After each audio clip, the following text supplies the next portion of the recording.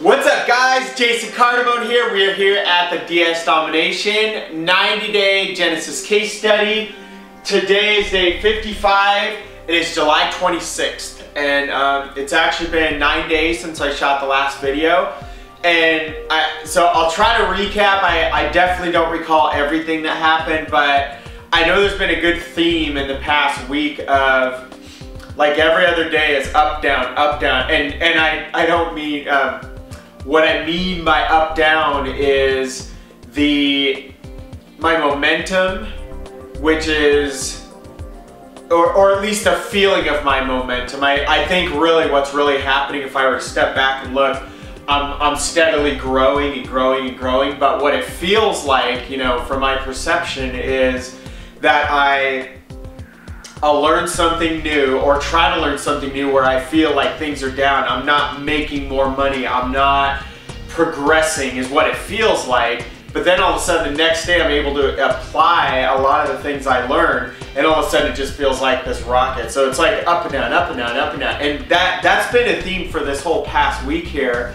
And it's really because there's so much new things to learn. So, you know, we've talked at some point in this series, we talked about the 4 stages of competence, and you know, you start off unconscious incompetence, you quickly go to conscious incompetence, which means you become aware of how bad you are, of how incompetent you are at something. And so that's what, you know, I've been having entire days where I feel like that. And then the next day is conscious competence, where, and I apologize guys, I went on this big a mud run thing today, and I'm all allergic because I was like bathing in mud for the first part of today. So anyway, so my nose is all plugged up if you can't tell. So you know, I go into conscious competence and it's me applying all the things I learned, and so I'm going back through those cycles really quickly here. And so I'll share with you. So this is some exciting stuff here. So I got one little new thing here, and this was not a little thing. It's pretty darn expensive. So I got another. So this is actually. So this is my little Canon T3. Let the camera focus on this thing. There we go. It probably looks way cooler like that, huh? You can, I'll reflect some of the lights off to the side so you guys can see. So this thing, I totally love this thing. It's completely awesome. This is my camera to be shooting still shots of some of the products I'm going to be getting for Amazon FBA. And these are, so what I'm talking about right now, guys, is Genesis traditional, even Genesis US, Genesis Dream. It's not Genesis Easy.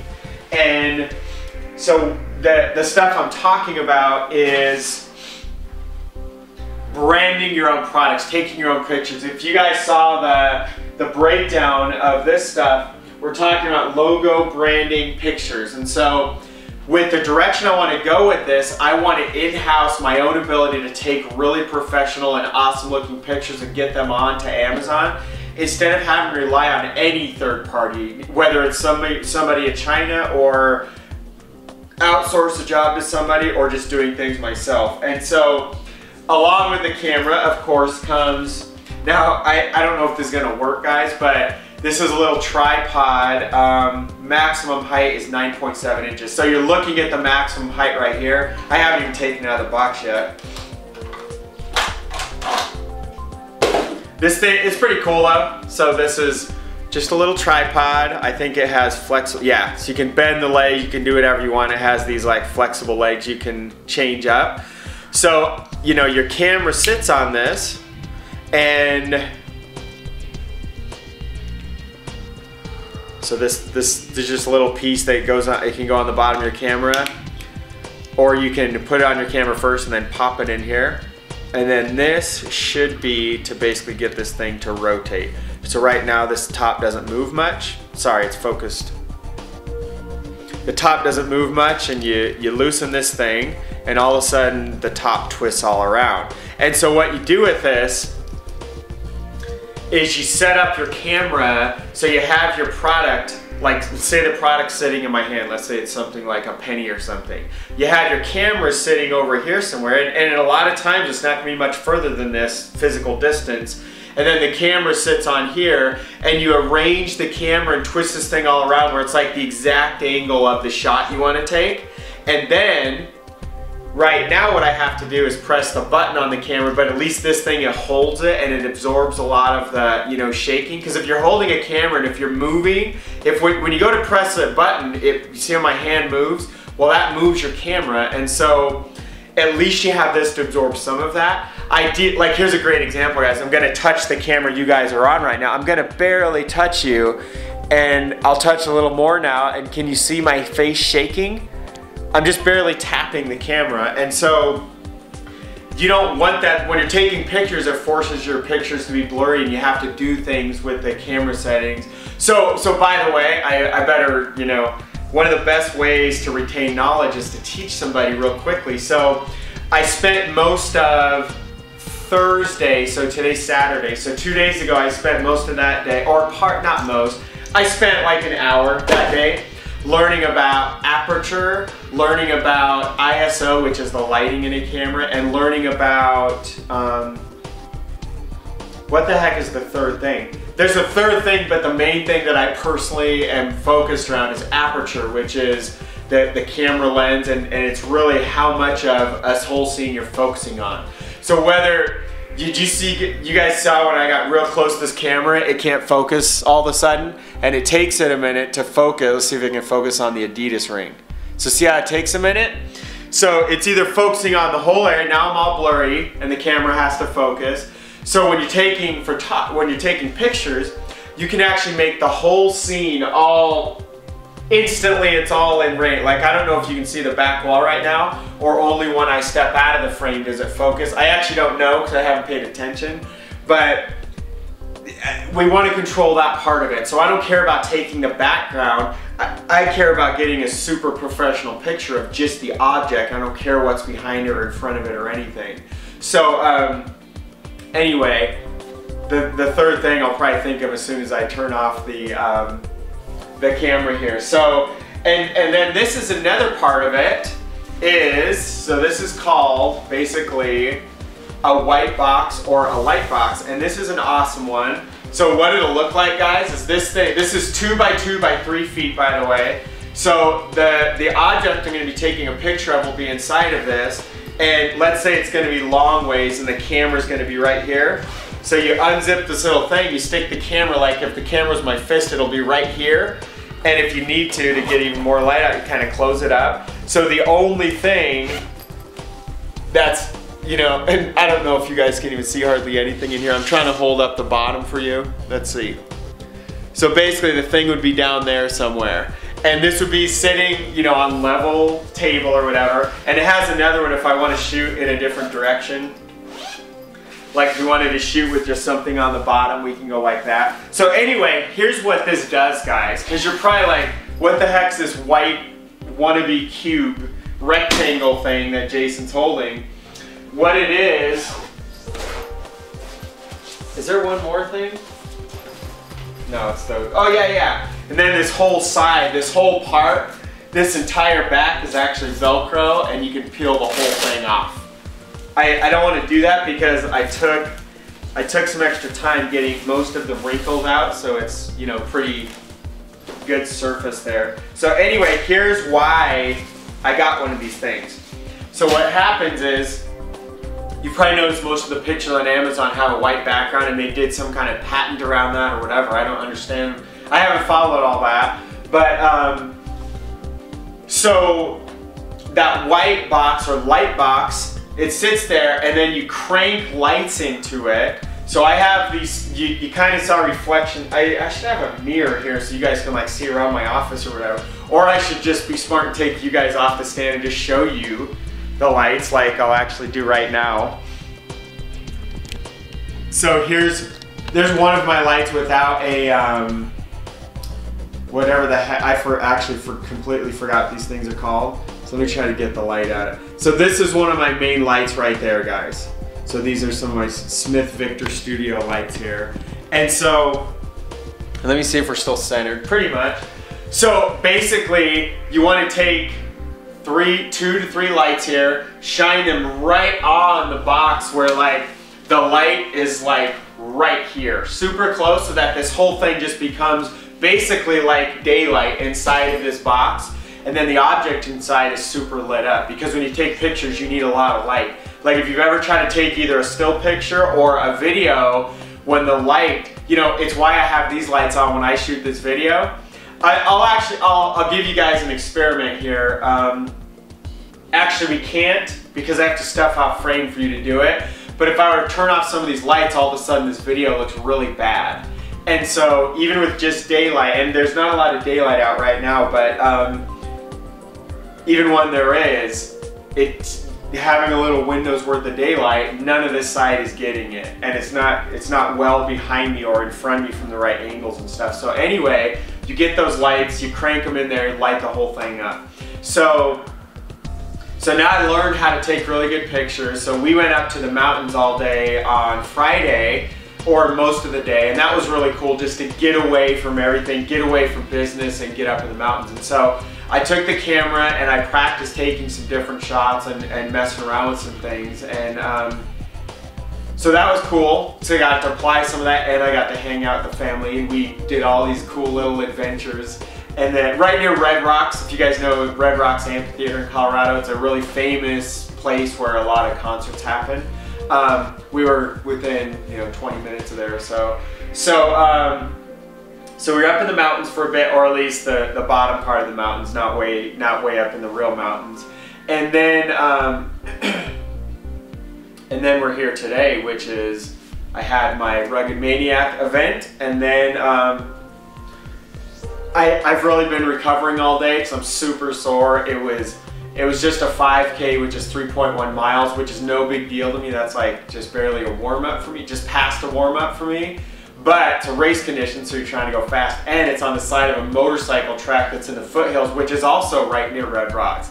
So basically you're running up and down these motorcycle tracks, and we're talking some of the inclines are pretty much real close to 45 degrees. There were some like that, and we're 20, 50, 80 yard stretches, even 100 yards or more on one of them.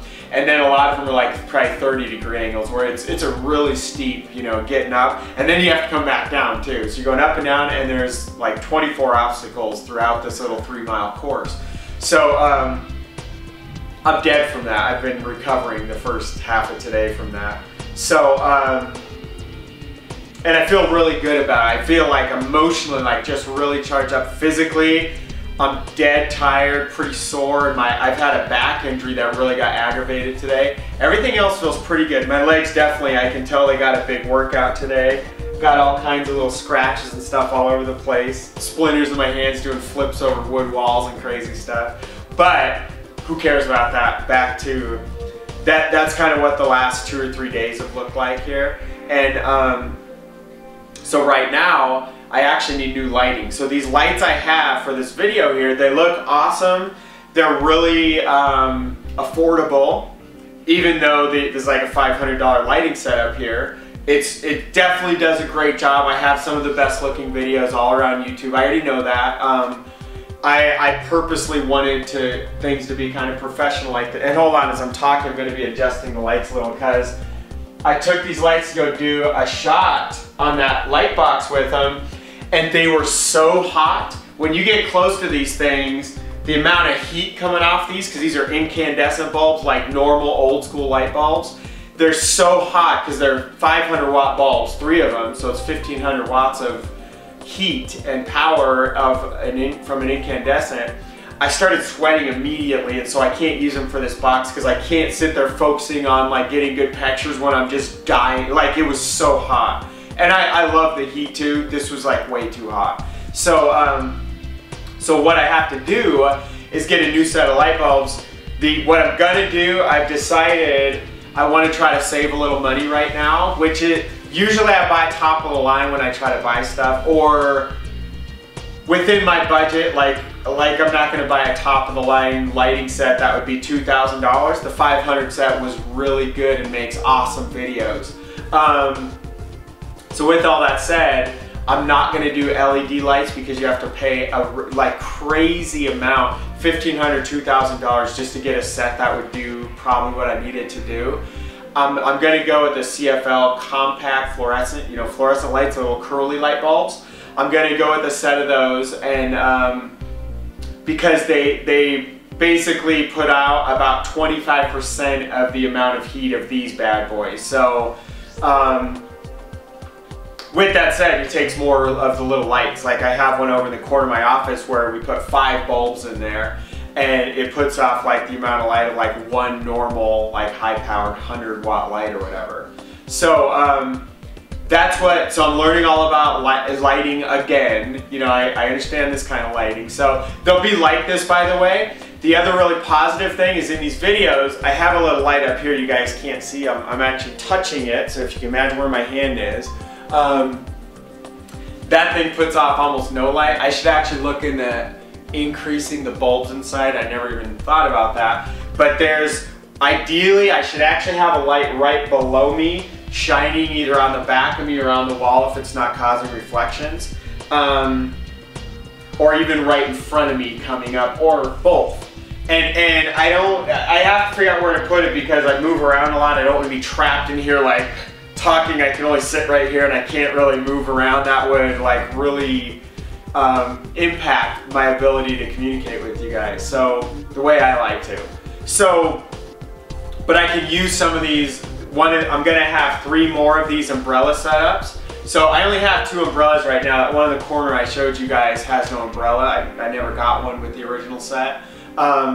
But the set I'm gonna get, I'm gonna have 3 of these things, and I think they're about as tall as that one I showed you guys. Yeah, these might be slightly taller because these are like really nice ones, but they go up to like 6 foot, so right around, you know, just a couple inches above my head here. And I think that's about how big these things are. So I'll have 3 of these. They'll be little, the curly lights, there'll be 4+ of those in each of the 3 things, and those are gonna be surrounded by this box. I'm probably not gonna do it in my office here because I'm looking around. I don't wanna, I could easily fit it, but we have a ridiculously big house. I can, you know, I don't need to cram everything in one 18 by 18 foot office with huge, like 10-foot ceilings here. Which also brings me back to soundproofing. I still haven't done anything about the sound, and I'm gonna put that in my list here because I'm in this research mode right now. Soundproofing. Actually, I had this on another list, I think.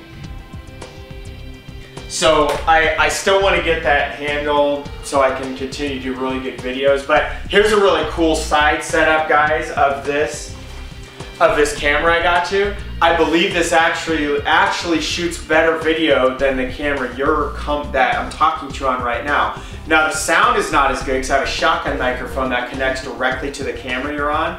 So the sound's always going to be way better. I'm going to have to use the one that you guys are on right now. But I can do a dual setup where I have, like, let's say this camera right here for close-ups, and then you guys right there. And in the editing software I have, Adobe, not Dreamweaver, not Photoshop, the big Premiere Pro, the big Adobe program, I can flip back and forth between the 2 shots, and all of a sudden it's like TV, where all of a sudden it zooms in, and then all of a sudden you're like what you're used to.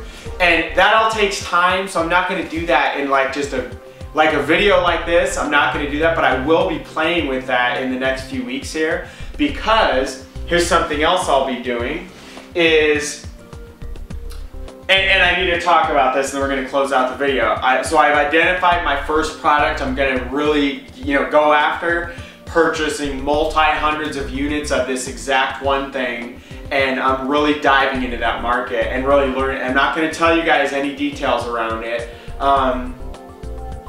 but what I've realized is when you go into a market, like for example, if I was going to sell, I'm not going into electronics, at least not with this first product. So let's say I'm going to sell these little Mophie like portable battery packs. So this is the dual one with 12,000 milliampere hours, and it's one of the best ones on the market, all this kind of stuff. But if I were to go into this market, I would have to know all the different kinds of things. 2 versus 1 versus you know, there's so many options on different markets. What about the internal stuff? What makes those things last long and what makes them die out quickly? You know, what are the competitors? What are they selling for? Who's the best out there? Who's the worst? Who can I beat out? Where can I fit in the marketplace? And there's tons more specs. What if I were to put plastic on the outside of that instead of metal? How does that, they would be lighter. That'd be better in some ways. Does it affect quality somehow? What if I put platinum in mine instead of whatever metal that is? You know, whatever it is, but you have to learn a lot about any product you're going into, even if it's something that appears to be simple, like this pen right here. I can tell you guys what I know about pens is that this one, it doesn't even say. There's like 0.7 millimeters, there's 1.0, there's 1.5s about the width of how they write. So I like these gel pens because they're smoother, like I can write faster with them. I use ballpoint pens my whole life and I love these things compared to ballpoint pens. I hate those little expensive ones with a real sharp thing that feel like you're cutting into something. Can't stand those things, it freaks me out. But there's all kinds of things that I just learned about pens. And you can take a 1.0 millimeter ink pen or a gel pen just like this. You can take 4 of them from different manufacturers and they all feel different. Like, is the writing, I don't mean the grip, which obviously would feel different on each of them, but I'm talking about the writing and how smooth it is and how it comes out and everything is different. What the heck affects all that? I don't know. Probably the type of ink and the way it comes out and stuff. But even if you're gonna sell something simple like that pen, you have to go and learn more about the market. So I've spent, you know, this past week, oh, so by the way, so I placed my first order for a chunk of, you know, a couple hundred of my first product here. And I'm actually gonna place another order here within the next couple days somewhere. I don't even know, it's Saturday. So somewhere before Tuesday, Monday, maybe today or tomorrow, I'm gonna place an order because I don't want to run out of this thing, and I don't think I'm going to. And I'll talk with you guys more about that. So hold on, I'm gonna go ahead and close these blinds because it's basically getting dark out and I probably did nothing to the lighting in my video now. But the products, by the way guys, I left this up because this is such a good, what I'm doing every day, I look at this and I'm like, where am I at? I'm basically playing around here, here. I'm about to jump in a listing because I'm gonna have to get my item listed up. So these things are gonna arrive here by like Tuesday or so. So basically within 3 days, I'm gonna get my first products here. I wanna be able to take pictures right away. I don't think I'll be able to because I don't have the right lighting. But what I can do is get them sent in and packaged however we're gonna package them. We're gonna get them sent in to Amazon. And I know that process typically takes around 1 week for them to get stocked and in the warehouse. So here's what I foresee with everything. So Tuesday, who cares the date? I don't even care. So basically the end of July here, but let's look at these days. So day 58 is when I get my product in mass quantity at the front door. So it will take us about 1 day or so if we just send them straight out. I need to know exactly how we're gonna package them. So maybe we'll need to package them, maybe it's gonna take 2 days. So it's gonna be around day 60 when I send these. They won't be available until around day 67 for people to purchase in Amazon. And so between the days there, I will have the new lights delivered. Because I have everything I need except for light. I obviously have these lights, I literally, I can't do it. It's way too hot. Just trying to see if these are still pointing in the right directions here. So I have, as those things are going in Amazon, so I can get things going live and get my first sales going and everything, that I can be here taking pictures. So while those things are in transit over those about 7 days or so, sometimes they get there as fast as 4-ish or so, but I'm talking about by the time like you ship them on day 0.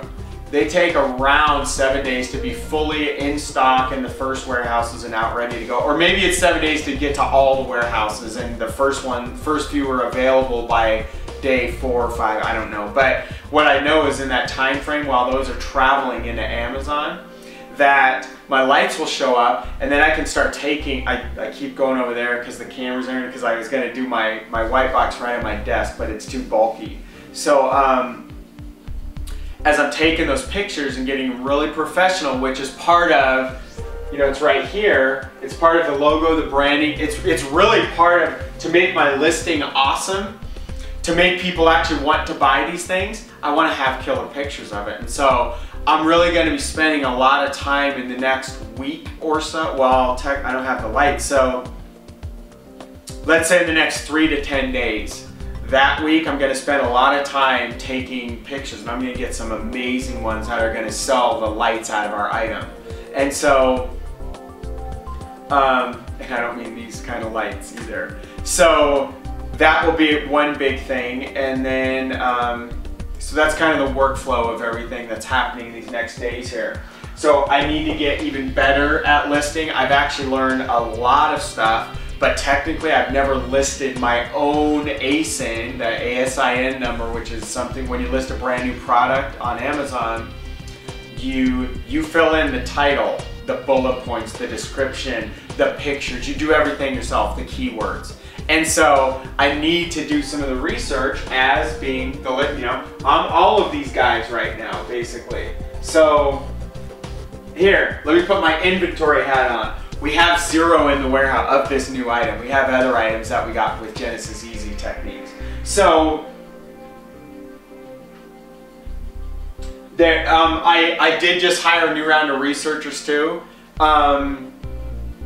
Because I'm not quite getting what I want out of the first group. There was 1 or 2 that had potential, but they're not communicating. It kind of dropped off, and that happens sometimes. There's also a big typhoon or something over the Philippines and India and all, somewhere around that part of the world, where I think that's affecting some of the people that I'm trying to hire here. So, so anyway, we're gonna have ongoing research. We're gonna, I've identified some items that I think we're going to order from China. I have not started making deals and negotiating everything quite yet, because I'm still evaluating the market to see, do we want to go in here. The one item that I have on the way, just so you guys know, it's actually from one of the Genesis US sites. And the cool thing is that what I found out is that they're actually getting this item from China, so they can get a lot more made, but it takes them, I asked them, it takes them like 10 to 12 weeks to get it in. So I have to plan now for 3 months, and the initial quantity that I ordered, I'm not confident that it will, that it will last me for 3 months, 90 days. That's the whole case study. I mean, another whole case study, we need to last that long of supplies. And so that's why I'm placing another order now, because I don't want them to run out of this, and I don't want to be sitting waiting around for 2 or 3 months while I just did all this work, took these awesome pictures, got it listed, sent some advertising, we're ready to go, sales are picking up, it's starting to sell, and all of a sudden we're out. We are out of stock. Don't know when it will be back in, within 3 months.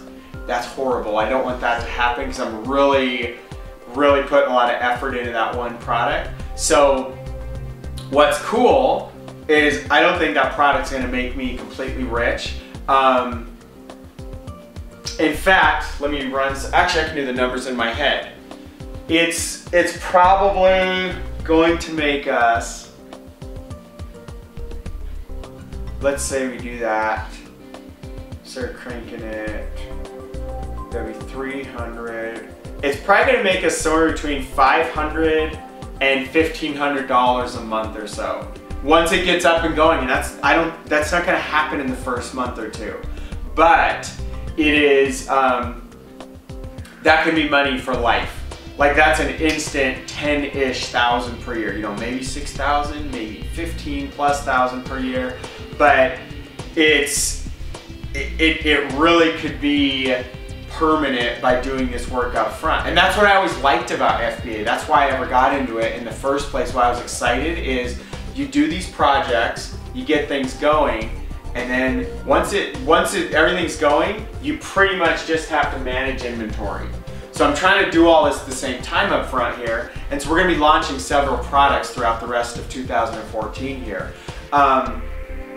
I kind of have some plans, but then the plans are changing a lot, so I'm not going to go into details around like, well, we're going to launch 50 products this year, or no, we're going to launch 5 products. I don't know for sure, but it's definitely, I mean, I'm sure we will launch at least 5 plus, probably at least 1 product per month, if not 4 per month or something like that. Once I get up to speed, you know, with all this in the beginning, there's so much learning, so many new things at the same time that like gotta focus on just 1 to 2 kind of things as I'm starting out. So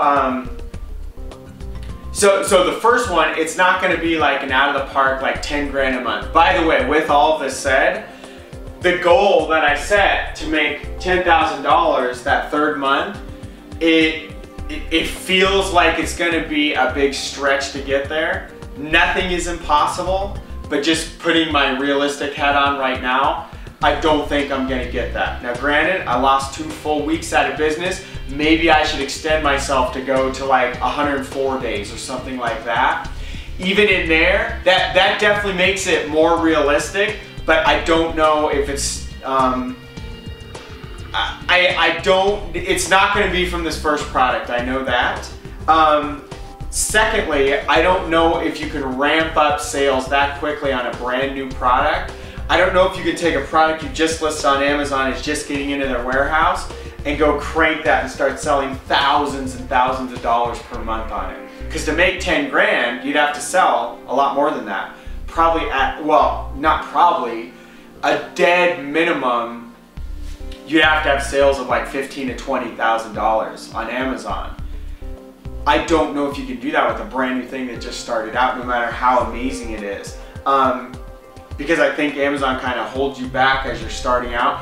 But maybe I'm wrong, and if I am, then I can totally do the 10K. And that's a lot of what this first product we're getting in there, and why when it shows up Tuesday, I want most of them going right back out of the door. We'll keep enough around so I can take really good pictures of, but it's probably gonna be a few days after that where my lights show up. Then I start taking pictures and we're uploading them as those things, but I wanna get those in there. I wanna get this thing rocking and rolling fast, because in a little over a week from now, I will know a lot about how quickly we can ramp up products, because I've done it on my own. You know, I'm interviewing a lot of people that are going through this, and I'm not getting clean answers yet.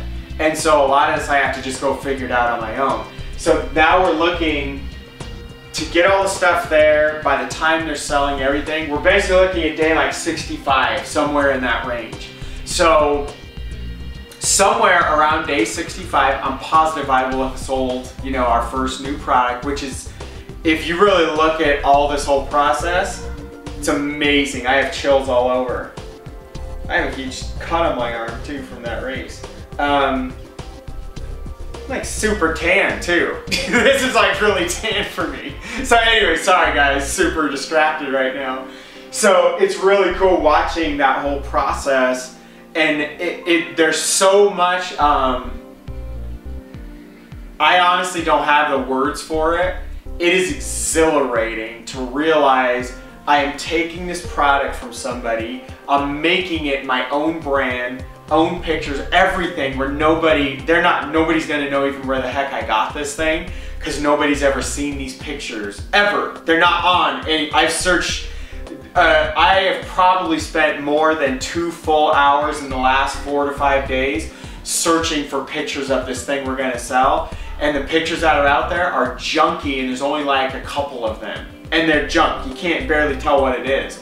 If you were to see the pictures I'm gonna be doing, and I'm gonna have 5, 6, 7, 8 awesome quality pictures that nobody's gonna even know where the heck I'm getting this thing from, and it's gonna be branded with my logos and everything, so they can't do anything about it.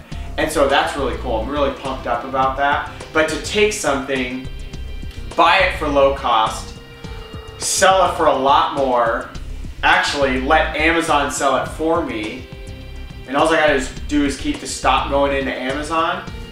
It is totally awesome. It actually, the thing I remember most that feels like this was when, so in our smoothie franchise, we actually, like in our second or third year, we got into a local, well, it's a huge water, it's the biggest family-oriented water park in the nation. It's called Water World. And we actually got our smoothie kiosk into Water World one summer. So how it worked was their staff worked the kiosk for us, so we didn't have to go do it ourselves. And so I had to train them, but I was good at training people. So I trained a main guy, and then he kind of oversaw everything. And then the really cool thing was, and the training, like it took the first week or whatever. It was like a couple days, no big deal. So once they were all trained and it was all running on their own, all of a sudden, we would just take cases of our mix. It's frozen. We take it down there, they put it in their freezers, and we leave. And they make the drinks, they sell it for us, they get the money, they worry about, oh, they didn't like this. They do everything, and they were basically just buying supplies from us. That's how it worked. It was really cool, and we had, so basically we just got paid for selling these cases of smoothie mix to Waterworld. We would bring however many cases a week, like, I don't remember, but it was pretty cool. Now, we didn't make nearly as much doing that as we did like doing our own event, but at our own event, we have to make the drinks. We had to worry about refund. There were really no refunds ever. We had to worry about doing samples and driving people up to the front of the cart. We had to worry about everything. We had to set up the kiosk. We had to do everything. Make sure we had ice. We had to do all of it. So we got paid a little more, right? This is what Amazon's doing. I send the stuff into them, they sell it, they worry about returns, they worry about collecting the money, they worry about the people who never paid, they worry about shipping it, they worry about getting the tracking number to the person, they worry about everything. I don't care about any of that with Amazon, and I love that. And so this is really, really cool. And there's maybe the word, I don't know if pride is the right word, but there's so much fulfillment in, you know, that smoothie mix was made by some other really smart person that was formulating it, and they had done like hundreds and hundreds of taste testing over like more than a decade, and they found this amazing all-natural formula. So we were just selling their stuff. So it was just, to me, it was just boxes, trade the boxes for money. Yeah, the box, we want to have one every once in a while because they were super good and pretty healthy overall. But beyond that, there wasn't a lot of like there wasn't a lot of me invested in it. I didn't formulate it, I didn't invent it, I didn't create it with the factories they worked with to get it produced. And so, with all that said, this is more like I'm that person that formulated it and I do everything, or most things. I guess some of the actual formulation and the factory making it, a lot of these are, you're going to the factory, they make stuff for you. Some of it, like in the case of this first item for me, it's a third party here in the US getting them from China, and they have to worry about getting stuff from the factory and any kind of options. Like if your thing had colors or what materials it made out of or whatever, they worry about that stuff. So I'm actually just worried about, hey, give me some more, and then I worry about the stuff on my end, making it my own. And so that's really cool to be going through that. So that's kind of what I've been doing for the last 9 days. Definitely really excited to have placed that order, and for when it shows up on Tuesday, I'm just so excited for it. And I'm frustrated because I can't get pictures right away. The only possibility I have to get quick pictures if I take this thing outside and go out in sunlight. I think it might be bright enough by doing that, but I also got to be really careful. I don't want to rip that thing, so I have to find the right kind of surfaces to do it on and everything. And so it's possible maybe I can have pictures even before my lights show up here, but you can't control outside. We've had on and off rain here for like more than a week now, and it's usually in the afternoon, stuff like that, so I could do this in the morning, but I don't like having something I can't repeat. And like right now it's like what, 8 whatever, 7:30 at night. If I want to do a video shoot like I am, or a photo shoot, I want to go do it. We can't do this outside right now because the light is fading real fast and you won't be able to see me at all. Don't have a whiteboard, like it's not a controlled environment like you can set up in a studio. So, but I don't care, I'll do whatever I have to do to get this initial stuff in there, get it going. And I can even change pictures in a week or two once things are really ramping up. So that is everything. And so I'm studying the lighting kits about the exact one I want to buy with the little curly CFL bulbs right now. And that's where I'm at with everything. And I'm still identifying, I have not moved forward with a product from China as of today, day 55. By day 60, I very well could have already made a deal and had some stuff on its way. I've identified 1 or 2 markets that I'm highly interested in. And one of them is actually related to the same market I'm already sourcing from the US. It would be a different product in the same market, but it's, you know, but technically they could compete with each other. Kind of, it's a different demographic within that niche, but you know, I don't think they're going to compete with each other too much, but it's the same type of niche. So it would be like if you were, let's say you're selling like chairs. So let's say one chair is like a bar stool that you're selling, and another chair is like a, you know, wooden sit at your table. They're kind of different environments, different clients, stuff like that. But that's kind of like what I would be doing if I go after one of the things I'm identifying from some of the China reps right now. So, and there's another thing that I haven't dove as deep into the market yet, but I might, you know, I'll be going into that soon. And so, I think that's everything to share with you guys over this past week. So this whole, in the coming few days here, be focused on taking pictures, focused on getting this product in, getting it right back out of the door as fast as I can, ordering my lights,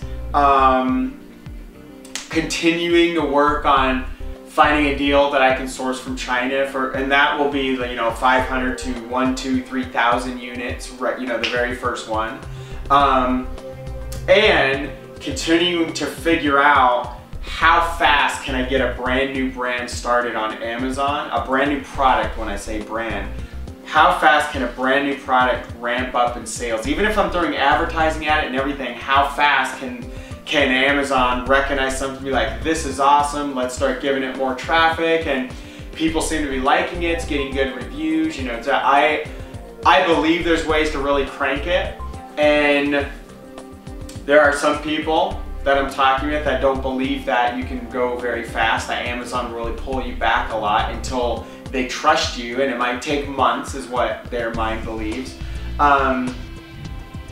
I've seen enough things in the past couple months. I believe it's possible to ramp up sales a lot more quickly than most people think. I do believe there's probably a limit to that, like cranking out just $10,000 the first month in profits. I don't know if there's a niche where that exists you could do that in, but I also don't know that you can't do that yet. So that's where, you know, I'll know a lot more in a couple months from now. You know, as we're getting into the holidays, I'm really going to be on top of some of this stuff, and I'm going to really be able to share some good insights with you guys. So anyway, that's it for tonight, guys. This video already went like 20 minutes longer than I wanted it to, so we'll chat with you guys real soon. That is end day 55 of the 90-day Genesis case study. I will tell you guys, I still am very confident I could break 100,000 per month in the next year, and I'll share with you why, because I've already found products that launched just 9 or 10 months ago that are already doing twice this profits. Right now, I've already found them. So if other people could do that, I know I can do it, especially when I'm out there with 3, 4, 5 really rock solid products. And to get those 3, 4, 5, maybe I'll have 10, 20, 30 that I've gone through. I'm not gonna have 100, I know that, but I don't think you need 20 or 30, because you can do enough research around markets early on, and you can have a really good feel for how good a given market is. Some markets only sell one thing a day, you know, a couple dozen things a day. There are other markets that sell thousands and thousands of things per day.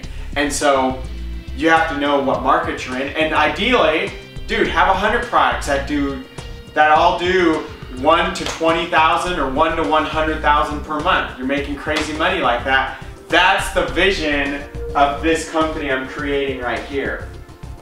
But we're here at the beginning. I just created this thing, what, 10 or something days ago.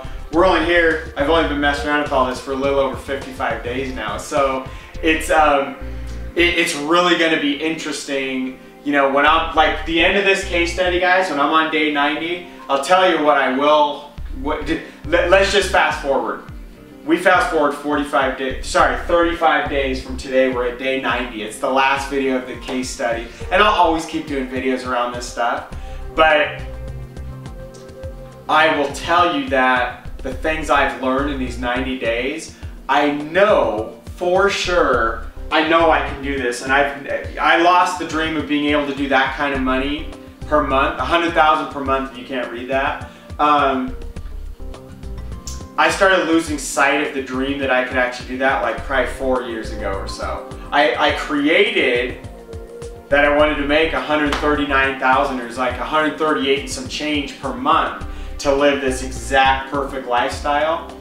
That was from a while ago. I actually need to revamp that at this point, but I know it's in those ranges. It's probably a little higher because I have more kids. You know, I have kids now.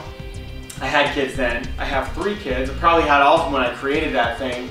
But I've grown as a person. Now there's probably a lot bigger vision I have for what I need to be doing here on Earth. And so anyway, I know for sure everything I found, maybe the start's a little slower than I wanted, than I had planned. You know, like maybe I was thinking, yeah, with the 90 days you get to 10,000, then the next month 20, 30, 40, and within 12 months you're making 100,000. It's totally not like that. I know I can get here without any shadow of a doubt. I can get well beyond that in the next year, or the next 10 months even, because we're almost 2 months into this. I know I can do that, which is really exciting, and it's gonna take me a couple products that are really hitting big, you know, in 10 months from now. And I know how to make that happen. A lot of it is setting up things properly up front here and getting things going exactly like I'm doing. So I will share with you this very first thing that's shown up in my door on Tuesday. That thing is not, you know, I don't see how it could make 10,000 per month ever. It might if I really, you know, let's say I really underestimate everything I can do with it. Maybe it can make 10,000 a month, but it's not going to happen in the next 1 month. It might be able to get up that high someday, you know, 6, 9, 12 months from now. Maybe that's possible, and that's really, really cool. My gut and everything I'm learning and researching is telling me it's going to be, you know, around 1,000 a month plus or minus a little. You know, maybe 2,000, maybe 700, maybe 500 a month, somewhere in those ranges for that particular item.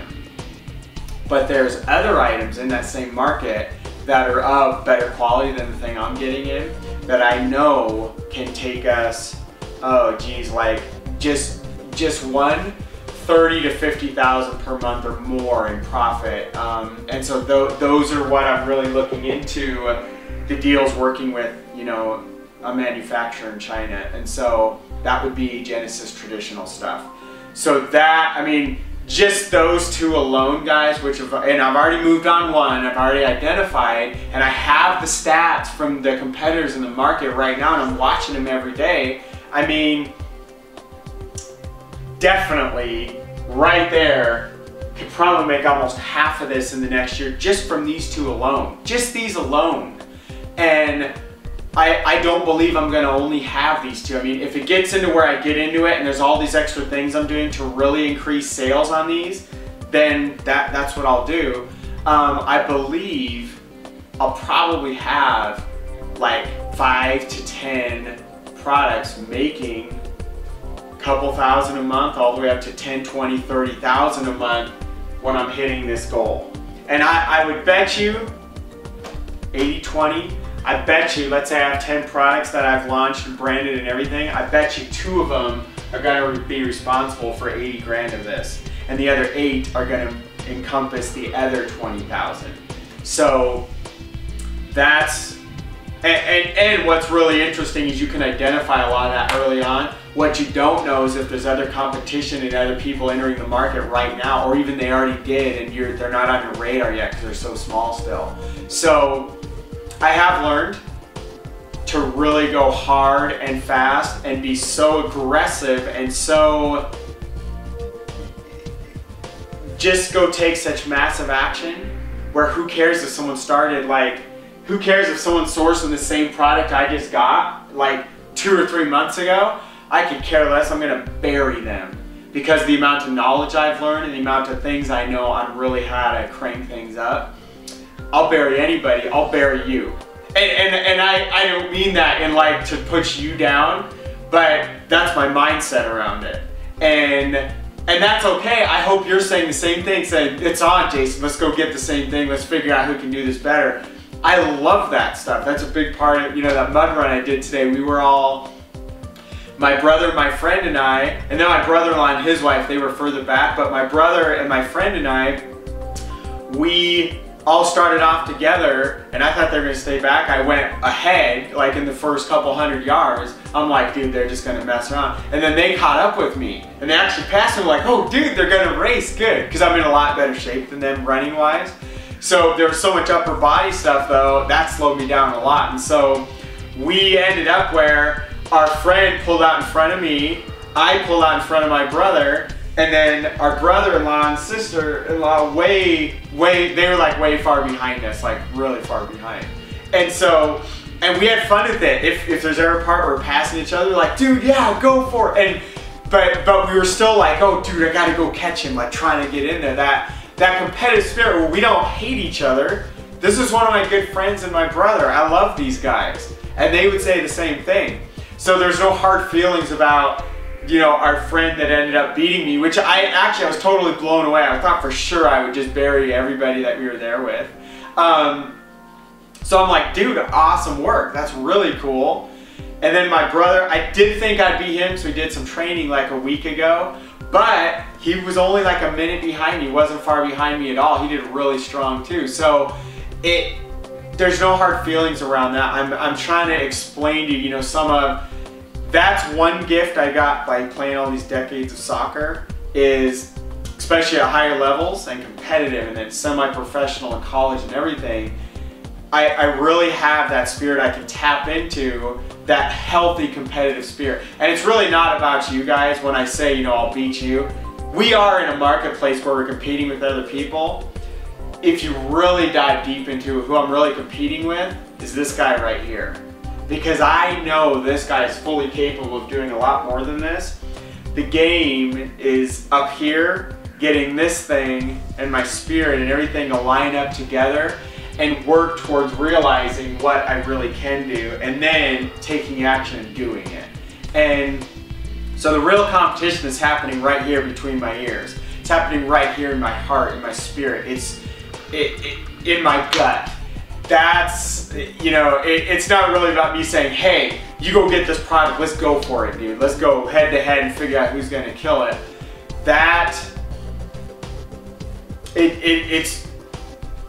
I'm just stopping right there. I'm about to go off on an entire lesson there. So go read Psycho-Cybernetics and you'll learn a lot about what I'm trying to express to you there. So guys, until next time, we will chat with you guys real soon. To your ultimate success, God bless, guys.